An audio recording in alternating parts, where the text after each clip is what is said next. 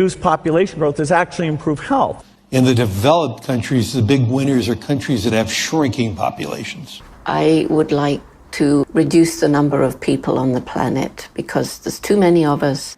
When we invest in clean energy and electric vehicles and reduce population, Wait. What the? More of our children can breathe clean air and drink clean water. What the fuck? Now, the world today has 6.8 billion people. That's headed up to about 9 billion.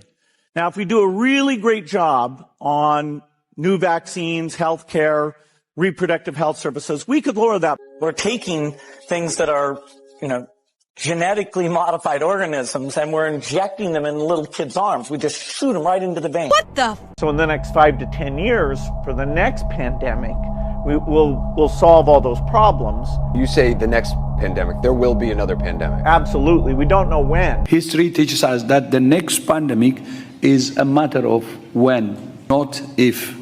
We know what's next. We're going to have another major coronavirus pandemic before the end of this decade, before 2030. If we really want to prevent the next pandemic, and there will be one, there will absolutely be an outbreak of another pandemic. It may be next year. We need more money to plan for the second pandemic. There's going to be another pandemic. We have to think ahead.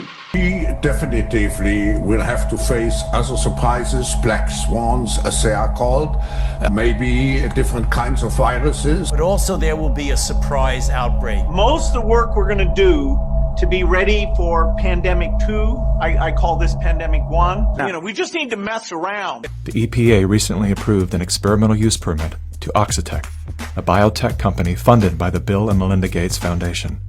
In an effort to fight malaria, Oxitec will soon release millions of genetically modified mosquitoes in various U.S. states.